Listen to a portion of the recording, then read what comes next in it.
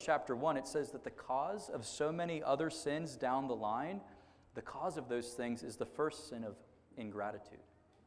In Romans chapter 1, whenever you get the litany of sins that are caused by forgetting God, and there's all sorts of twisted, crazy things in Romans chapter 1, the first sin is forgetting God and refusing to be thankful.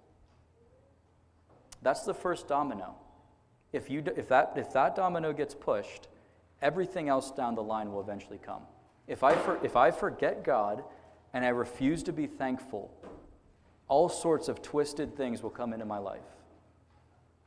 Because I'm fundamentally a worshiper. I'm fundamentally a creature, a person made by God. And that demands thankfulness. But what happens to a man or a woman when they are not thankful? They essentially lose their mind. They become miserable. They push people away. Resentment becomes the overtone of their life.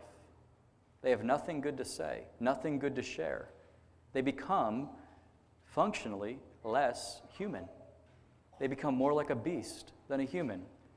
Without gratitude and without thankfulness, this is fundamental to our nature, because everything I have, everything I am, totally depends on God. If I don't respond in praise and thanksgiving, I'm going to begin to die spiritually.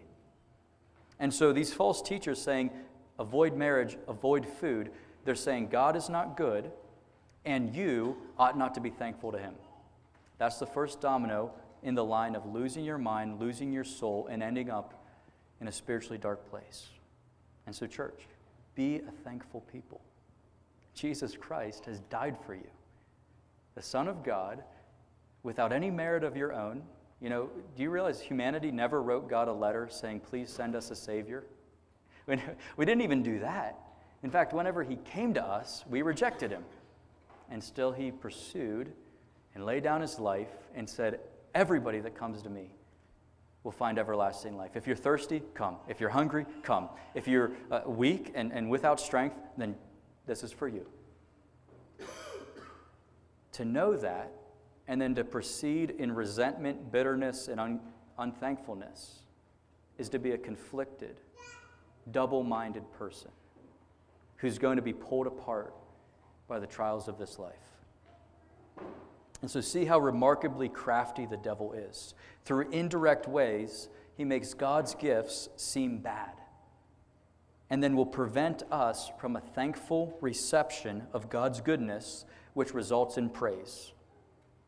And so by teaching these doctrines of the devil, the false teachers were keeping the people of God from praising God, from thankful hearts, and from using the good creation and gifts of God for the glory of God.